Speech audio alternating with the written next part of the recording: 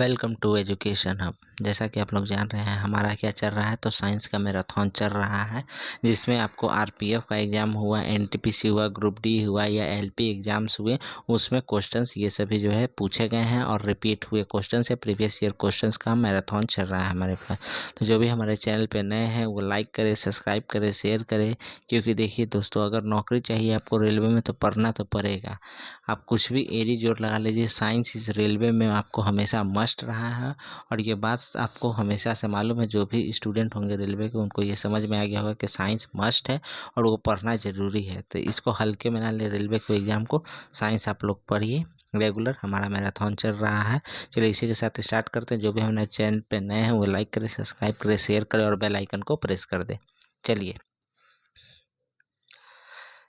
यदि वायु प्रतिरोध को नगण्य मानते हुए मुक्त रूप से गिरते हुए पिंड की गतिज ऊर्जा और स्थितिज ऊर्जा का योग क्या होता है? तो देखिए, पिंड की गिरती हुई गतिज ऊर्जा और स्थितिज ऊर्जा का योग क्या होगा, तो ये आपको स्थिर रहता है।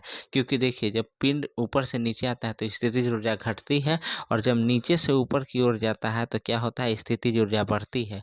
यहीं पर क्या होता है कि गतिज ऊर्जा यहाँ पर बढ़ने लगती है, मैक्सिमम हो जाती है, और यहाँ पर क्या होती है, गतिज ऊर्जा मिनिमम हो जाती है। चलिए नेक्स्ट क्वेश्चन पे आते हैं। 2 मीटर लंबाई की एक समान चेन टेबल पर ऐसे रखी गई है कि इसकी लंबाई का 60 सेमी टेबल के कोने से मुक्त रूप से लटकता है, और चेन का कुल द्रव्यमान 4 केजी। टेबल पर पूरी चेन को खींचने हेतु कार्य किया गया कार्य इसमें बताना है। तो देखिए, क्या है, तो पूरी चेन को खींचने के लिए किया गया कार्य क्या हो जाएगा।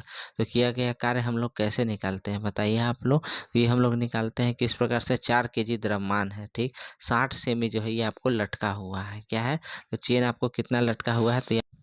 तो देखिए तो इसको कैसे बनाइएगा, ठीक, यहाँ पे 2 मीटर लंबाई है, यानी कि टोटल लंबाई हो गया 2 मीटर।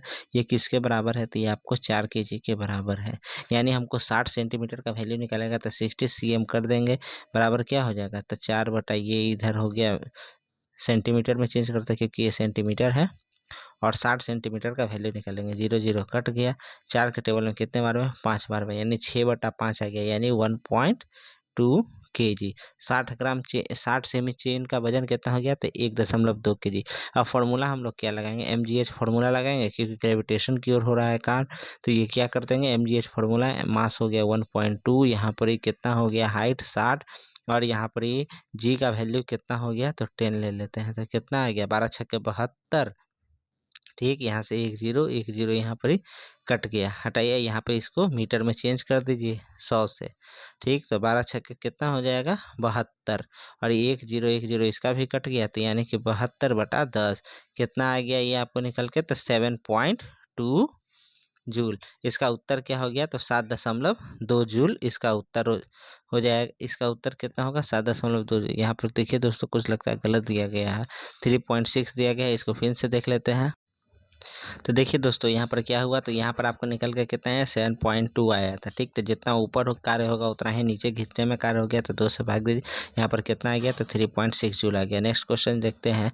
जब आप एक रबर बैंड खींचते हैं तो हस्तांतरित ऊर्जा डैश के रूप में होती है। एक रबर बैंड को खींचने से उसकी हस्तांतरित ऊर्जा क्या होती है, तो स्थितिज ऊर्जा के रूप में रहती है। नेक्स्ट क्वेश्चन पे हम लोग आते हैं। नेक्स्ट क्वेश्चन आपको दिया गया है, डैश के कोण की स्थितिज ऊर्जा अधिकतम होती है। किस कोण की स्थितिज ऊर्जा अधिकतम होती है, किस पदार्थ के कोण की, तो ये आपको गैसों की स्थितिज ऊर्जा क्या होती है, तो गैसों की स्थितिज ऊर्जा अधिक होती है। नेक्स्ट क्वेश्चन पे हम आते हैं। एक घर में एक माह में 900 गुने 106 जूल ऊर्जा की खपत हुई है। इकाई में इसका करना है, तो इकाई में क्या कर दीजिएगा, तो ये आपको हो गया 900 गुने 106, और इसको क्या कीजिएगा, इकाई में यूनिट में करना है, तो इसको 1000 से इसको भाग दे देते हैं, तो क्या हो जाएगा, 2 0 यहाँ पर ही कट गया, 9 छक्के 54 के 4, ठीक। और यहाँ पर कितना आ गया, तो ये आपको निकल कर आ जाएगा टोटल लमसम 250। यहाँ पे 100 होना चाहिए, यहाँ पर कुछ गलती दिया हुआ है, यहाँ पर देख लीजिए करके, 9 छक्के 54 का 4 यहाँ पर ही, ठीक। इसको क्या कर जाए, तो ऊर्जा कितनी हो जाएगी, तो इकाई में इसकी ऊर्जा कितनी हो जाएगी, तो कितनी इकाई ऊर्जा ये एथी करेगा, तो इकाई में इसका पूछ रहा था कितना है, 900 गुने 6, जूल ऊर्जा की खपत करता है। एक घर में एक माह में 900 गुने 6, तो एक माह में ये करता है कितना, तो 900 गुने 6 ऊर्जा की खपत करता है। तो यहाँ पर ऊर्जा इसकी कितनी हो जाएगी, तो ये आपको उत्तर निकल कर आ जाएगा यहाँ पर ही 250। कितना आ जाएगा, तो ये आपको 250 निकल कर आ जाएगा इकाई। नेक्स्ट देखते हैं क्वेश्चंस को। जब एक संपीड स्प्रिंग को छोड़ा जाता है तो यह अपनी स्थितिज ऊर्जा को बदल लेती है। यह अपनी स्थितिज ऊर्जा को किसमें बदलती है, संपीडित स्प्रिंग को छोड़ते हैं तो ये आपको गतिज ऊर्जा में बदल लेती है। किसमें ये बदल लेती है, तो गतिज ऊर्जा में बदल लेती है। एक वस्तु की स्थितिज ऊर्जा में इसकी डैश के साथ वृद्धि होती है।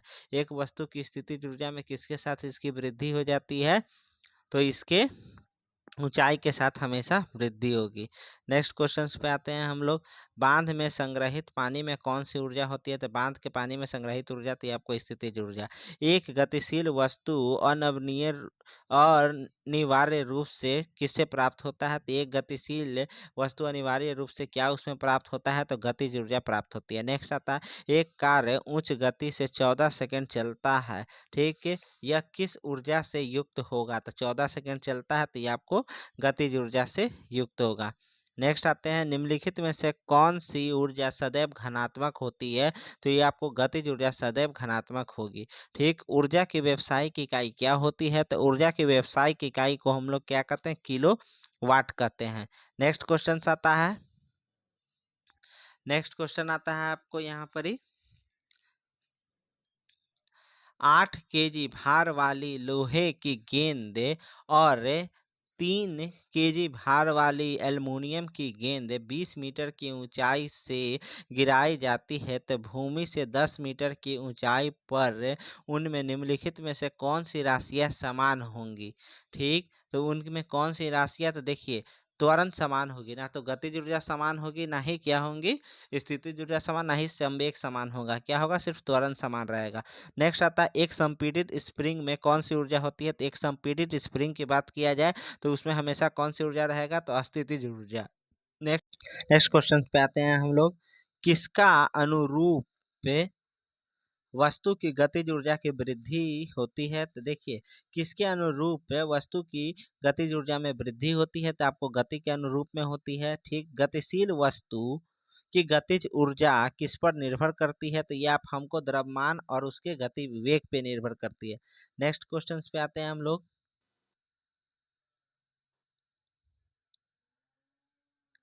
नेक्स्ट क्वेश्चन, किसी जल विद्युत गृह, ठीक, किसी भी जल विद्युत गृह में विद्युत ऊर्जा में परिवर्तित होने वाली ऊर्जा कौन सी होती है, तो जल विद्युत गृह में परिवर्तित होने वाली ऊर्जा को हम लोग क्या कहते हैं, गतिज ऊर्जा कहते हैं। निम्नलिखित उल्लेखनीय गतिविधियों में से किस स्थितिज ऊर्जा को गतिज ऊर्जा में परिवर्तित किया जाता है, तो ये आपको एक पेंडुलम का झूलना जो है, तो ये क्या है, तो ये आपको स्थितिज ऊर्जा को गतिज ऊर्जा में हम लोग परिवर्तित करते हैं। नेक्स्ट आते हैं, यदि एक वस्तु का संवेग 3 गुना कर दिया जाता है तो इसका गतिज ऊर्जा क्या होता है, संवेग 3 मेरा कर देंगे तो इनके मूल मान का क्या हो जाएगा, 9, क्योंकि के ई क्या हो जाता है, तो ये होता है आपको half M V square, half हो गया एम हो गया और भी क्या कर रहे हैं 3 गुना, तो 3 का स्क्वायर हो जाएगा यहाँ पर, तो क्या होगा 9 गुना हो गया ना यहाँ पर। चलिए नेक्स्ट क्वेश्चन देखते हैं, ऊपर उठाए हुए हथौड़े के पास से क्या होता है, ठीक, ऊपर उठाए गए हथौड़े के पास कौन सी ऊर्जा होती है, तो ये आपको स्थितिज ऊर्जा होती है। यदि एक वस्तु का वेग उसके प्रारंभिक वेग का दोगुना और तब इसकी गतिज ऊर्जा इसकी प्रारंभिक ऊर्जा के n गुना हो जाती है, तो n का मान क्या होगा, जब वेग को दोगुना करेंगे तो गतिज ऊर्जा 4 गुना हो जाएगी। क्यों, क्योंकि यहाँ पर हाफ एम भी स्क्वायर होता है। नेक्स्ट देखते हैं, निम्न में से किसे न तो बनाया जाता है और ना ही नष्ट किया जाता है, तो ये आपको ऊर्जा को ना बनाया जा सकता है ना ही नष्ट किया जा सकता है। नेक्स्ट क्वेश्चन पे आते हैं, ठीक, 20 केजी भार की एक वस्तु को 2 मीटर की ऊंचाई तक उठाया जाता है, यह उस वस्तु का गुरुत्वाकर्षण बल द्वारा किया गया कार्य क्या हो जाएगा, तो एम जी एच 2 दूनी 4, यहाँ पर ये हो गया 20 गुने, यहाँ पर जी का मान 10 गुने 2 एम जी एच फॉर्मूला 2 दूनी 4, यहाँ पर क्या हो जाएगा, तो 400 जूल हो जाएगा उत्तर। नेक्स्ट क्वेश्चन देते हैं, यदि एक वस्तु की गतिज ऊर्जा इसके प्रारंभिक मान का 256 गुना है तो इसका रेखीय संवेग क्या हो जाता है, तो हम लोग देखिए रेखीय संवेग कैसे निकालते हैं, फॉर्मूला क्या जानते हैं, तो ये जानते हैं कि इक्वल टू इक्वल टू क्या होता है, तो ये होता है हाफ एम भी स्क्वायर। अब देखिए हम क्या करेंगे, ऊपर नीचे एम से गुना कर देंगे तो क्या हो जाएगा, यहाँ पर ये एम हो गया और ऊपर में भी एक एम से गुना कर दिए तो ये हो गया एम भी का होल स्क्वायर बटा नीचे में क्या आ गया 2m लिख सकते हैं। यानी क्या हो जाता है, तो पी स्क्वायर बटा 2m। अब देखिए संवेग पूछ रहा है तो ये क्या हो जाता है, तो ये के ई रूट के ई बराबर क्या हो जाएगा, तो p बटा 2m हो जाता है। ठीक, तो इस प्रकार से ये निकल कर आ जाता है। तो इसी के लिए इसका उत्तर क्या हो जाएगा, तो जितना गुना है उसका क्या हो जाएगा, रूट चढ़ जाएगा उसके ऊपर, तो कितना मान हो जाता है 256 गुना है, तो इसका प्रारंभिक मान कितना हो जाएगा, तो ये हो जाएगा आपको 16 गुना हो जाएगा। गतिज ऊर्जा किसके बराबर होती है, तो हाफ एम भी स्क्वायर के बराबर होती है। नेक्स्ट क्वेश्चन, एक व्यक्ति भूमि से 25 किलोग्राम का सामान उठाता है और इसे भूमि से 2.5 मीटर ऊपर सिर पर रख लेता है।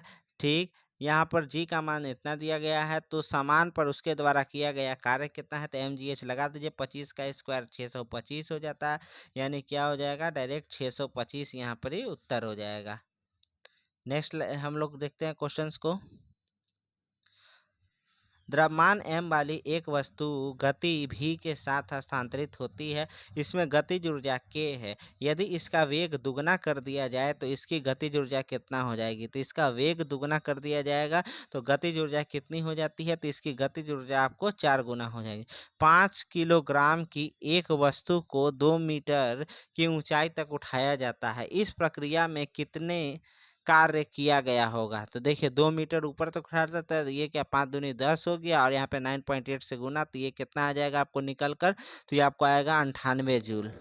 ठीक, mgh फॉर्मूला लग गया है इसमें, तो ये आपको आ गया 5 गुने जी कितना है 9.8 गुने 2, तो ये क्या 5 दूनी 10 यानी 98 जूल यहाँ पर उत्तर हो जाएगा। नेक्स्ट क्वेश्चन देखते हैं, किसी क्या दिया गया है, किसी संकुचित स्प्रिंग से समान लंबाई के स्प्रिंग से अधिक के ऊर्जा होती है, क्योंकि स्प्रिंग संकुचित होने के कारण इनमें से ठीक निम्न में से क्या हो जाता है, तो देखिए स्प्रिंग को जब संकुचित करते हैं तो वह स्थितिज ऊर्जा में चेंज हो जाता है। किस ऊर्जा में चेंज होता है, स्थितिज ऊर्जा। नेक्स्ट क्वेश्चन पे आते हैं हम लोग। 5 किलोग्राम भार की एक वस्तु को 4 मीटर की ऊंचाई तक उठाया गया। ठीक है, उस वस्तु पर लगने वाले गुरुत्वाकर्षण बल के कारण किया गया कार्य कितना हो गया, तो कितना उठाया गया था ये, तो ये आपको 4 मीटर तक उठाया गया, तो 5 चौके 20 हो गया और 10 से गुना mgh फॉर्मूला लग के यहाँ पर क्या होगा, निगेटिव में कार्य होगा, क्योंकि ऊपर की ओर जा रहा है तो ये निगेटिव हो गया। नेक्स्ट देखते हैं हम लोग। जब किसी बंदूक से गोली चलाई जाती है तो इसकी संभावित स्थितिज ऊर्जा किसमें परिवर्तित होती है, तो ये आपको गतिज ऊर्जा में चेंज हो जाती है। नेक्स्ट क्वेश्चन देखते हैं। 5 किलोग्राम में और 10 किलोग्राम द्रव्यमान की दो इस्पात की गेंदों की गतिज ऊर्जाएं समान है। यदि संभावना हो तो कौन सी गेंद तेजी से गति करेगी, देखिए 5 केजी और 10 केजी गतिज ऊर्जा समान है, तो कौन सी जो गेंद है तेजी से गति करेगी आपको, तो गतिज ऊर्जा समान है तो 5 किलो वाली जो गेंद होगी वह तेजी से गति करेगी। क्यों, क्योंकि यहाँ पर देखिए 10 वेलोसिटी अगर सेम ले लेते हैं तो क्या हो जाएगा, तो ये गलत हो जाएगा, क्योंकि 10 गुने एक्स कर देंगे तो यहाँ पर क्या होना चाहिए 10 2x करेंगे तब ना इसका भी 10x वैल्यू आएगा। नेक्स्ट आते हैं। स्थिति या आकृति में हुए परिवर्तन के कारण एक वस्तु में निहित ऊर्जा को क्या कहते हैं, स्थिति और आकृति में होगा तो इसको स्थितिज ऊर्जा कहते हैं। नेक्स्ट क्वेश्चंस पे हम लोग आते हैं। यांत्रिक ऊर्जा किसके बराबर होता है, तो ये आपको होता है गतिज जोड़ स्थितिज ऊर्जा के बराबर हो जाता है यांत्रिक ऊर्जा। नेक्स्ट आते हैं। एक खींचे हुए धनुष से तीर छोड़ते समय धनुष की स्थितिज ऊर्जा किसमें बदल जाती है, तो ये आपको गतिज ऊर्जा में बदल जाएगी। नेक्स्ट क्वेश्चन आते हैं। इनमें से कौन सी स्थितिज ऊर्जा का उदाहरण नहीं है, तो स्थितिज ऊर्जा का उदाहरण जो है तो ये आपको बहता हुआ जल नहीं है। नेक्स्ट आते हैं। पहाड़ से गिर रहे किसी पिंड में होती है, तो पहाड़ से गिर रहे किसी पिंड में गतिज ऊर्जा और स्थितिज ऊर्जा दोनों होती है। नेक्स्ट आते हैं हम लोग। मास m के साथ चलते हुए वस्तु की गतिज ऊर्जा E का मूल्य क्या होगा, इसकी गति को v से बढ़ाकर 2v तक के दुगना कर दिया जाए तो यहाँ पर क्या होगा, गतिज ऊर्जा गति v से क्या हो गया 2v हो गया, तो यहाँ पर ही क्या इसका मान हो जाएगा, तो 4E हो जाएगा। यानी क्या हो जाएगा, एनर्जी काइनेटिक कितना हो जाएगा, तो 4 गुना हो जाएगा। नेक्स्ट आते हैं। 2 किलोग्राम में के एक द्रव्यमान वाली एक वस्तु ऊपर की ओर 20 मीटर प्रति सेकंड के प्रारंभिक वेग से फेंकी जाती है। 2 सेकंड बाद उसकी गतिज ऊर्जा कितनी हो जाएगी? तो 2 सेकंड बाद पूछ रहा है, ठीक। 20 मीटर प्रति सेकंड की चाल से ये क्या है, ऊपर की ओर फेंकी गई। तो 2 सेकंड बाद उसकी गतिज ऊर्जा कितनी हो जाएगी? तो यहाँ पर देखिए प्रारंभिक वेग इतना है, इनिशियल वेग इसका निकाल लेंगे। तो यहाँ पर देखिए ऊपर की ओर फेंका जाता है, तो यहाँ पर गतिज ऊर्जा क्या होगा? शून्य हो जाएगा। नेक्स्ट आते हैं, 5 मीटर प्रति सेकंड की गति से गतिशील 22 kg वजन वाले वस्तु की गतिज ऊर्जा क्या होगी? तो 22 kg वजन वाले वस्तु की गतिज ऊर्जा क्या हो जाएगी? तो यहाँ पर ये हो गया 22 और 5 मीटर प्रति सेकंड से है, तो यानी कि यहाँ 25 और यहाँ पर क्या हो जाएगा, हाफ mv² लग गया। 5 का ये स्क्वायर हो गया यहाँ पर ही, और ये हो गया 11। 11 गुने 25 कितना आ जाएगा? तो ये आपको निकल कर आ जाता है 275। चलिए नेक्स्ट देखते हैं, गिरते हुए नारियल में होती है। तो गिरते हुए नारियल में कौन सी ऊर्जा होती है? तो गिरते हुए नारियल में आपको हमेशा कौन सी ऊर्जा रहेगी? तो ये आपको गतिज ऊर्जा निकलेगी। 11 kg की एक वस्तु जब भूमि से 5 मीटर की ऊंचाई पर हो तो इसमें निहित ऊर्जा कौन सी हो जाती है? तो 11 पचे देखिए mgh फॉर्मूला लगा देंगे, पोटेंशियल का mgh यहाँ पर लगा दीजिए। 11 गुने 5 गुने क्या, 9.8 लगाइए फॉर्मूला। यहाँ पर इसे 1 0, ये 5 के टेबल में 2 बार में गया, ये 2 के टेबल में कितना बार में गया? तो 49 बार में। 4 9 4 9 11 से गुना करेंगे तो ये ना आता है 4 9 4 13 का 3 1 539 जूल। तो यहाँ उत्तर इसका क्या, ए हो जाएगा। क्या हो जाएगा इसका उत्तर? ए हो जाएगा। नेक्स्ट क्वेश्चंस पे हम लोग आते हैं। 14 kg की एक वस्तु जब भूमि से 5 मीटर की ऊंचाई पर हो तब उसमें निहित ऊर्जा कितनी हो जाती है? तो इसमें निहित ऊर्जा आपको कहेगा तो कितनी हो जाएगी? तो ये आपको 686। देखिए यहाँ पर 14 हो गया, यहाँ पर 5 हो गया, मीटर ऊंचाई पर है, और 9.8 बटा यहाँ पर क्या कर देंगे? तो यहाँ पर 10 पॉइंट हट गया। 5 के टेबल में 2 बार में, 2 के टेबल में 7 बार में, कितना 686 आ गया इसका। नेक्स्ट हम लोग देखते हैं, 15 kg की एक वस्तु जब भूमि से 10 मीटर की ऊंचाई पर हो तब उसमें निहित ऊर्जा कितनी हो जाएगी? तो 10 मीटर, तो ये आपको 10 देंगे 100, और यहाँ पर कितना हो गया? तो 1500 जूल हो जाएगी। क्या हो गया? 1500 जूल डायरेक्ट उत्तर हो गया, ठीक। नेक्स्ट क्वेश्चंस पे हम लोग आते हैं। यहाँ पर दिया गया है, किसी वस्तु की गतिज ऊर्जा 120 जूल है, इसका द्रव्यमान 15 है, तो गतिज ऊर्जा क्या होता है? 120 ये दिया गया है, क्या होता है? तो हाफ हो जाता है। एम आपको कितना दिया गया है? 15 दिया गया है, और यहाँ पर क्या हो जाएगा? आपको भी निकालना है, वेग निकालना है, भी स्क्वायर होता है यहाँ पर। तो चलिए ये 2 से इधर आ जाएगा, और 15 के टेबल में इसको काटिए तो ये 8 बार में, और ये क्या हो गया? तो 8 दूनी 16 बराबर भी स्क्वायर हो जाएगा। इधर रूट चढ़ जाएगा तो ये कितना हो जाएगा? तो ये आपको भी बराबर निकल के आ गया 4। तो क्या हो जाएगा? 4 मीटर पर सेकंड स्क्वायर इसका उत्तर। नेक्स्ट क्वेश्चन आते हैं हम लोग, 15 किलोग्राम द्रव्यमान की एक वस्तु 8 मीटर प्रति सेकंड के एक समान वेग से गति कर रही है, उस वस्तु में गतिज ऊर्जा क्या हो जाएगी? तो 15 गुने क्या हो जाएगा? हाफ mv², ये m हो गया 15, और यहाँ पर कितना है? तो 8 गुने 8 लगा दीजिए। 2 के टेबल में ये 4 बार में आएगा, तो 15 चौके 60, 8 छक्के 48, 480 जूल इसका उत्तर हो जाएगा। नेक्स्ट आते हैं, 11 kg की एक वस्तु जब जब भूमि से 6 मीटर की ऊंचाई पर हो तब उसमें निहित ऊर्जा कितनी हो जाएगी? तो 6 मीटर की ऊंचाई से हो तो mgh लगा देंगे। 11 हो गया, यहाँ पर g 9.8 हो गया, हाइट कितना है? 6 दिया गया है, लगाइए यहाँ पर फॉर्मूला, यहाँ से हटाइए। 11 छक्के 66, 66 गुने 98 कर देंगे तो कितना आएगा? तो 6468 आ गया, और नीचे में क्या था? 10 था, एक पॉइंट यहाँ पर बैठ गया, तो ये हो गया बी नंबर 646.8 जूल उत्तर इसका हो गया। नेक्स्ट आते हैं, टरबाइन द्वारा बहते पानी और हवा का प्रयोग डैश के परिवर्तन के लिए करते हैं, किसका? तो देखिए टरबाइन द्वारा जो बहता पानी है उसको गतिज ऊर्जा से विद्युत ऊर्जा में हम लोग चेंज कर देते हैं। नेक्स्ट है, 0.5 किलोग्राम द्रव्यमान के एक घन घन चिकनी सतह पर 2 मीटर प्रति सेकंड की गति से चल रही है, ठीक। वह 1 किलोग्राम के एक असामान्य टुकड़े से टकराता है, और वे दोनों एकल वस्तु के रूप में साथ से आगे बढ़ जाते हैं, ठीक। तो टकराव के दौरान हुई ऊर्जा की क्षति कितना हो जाएगा?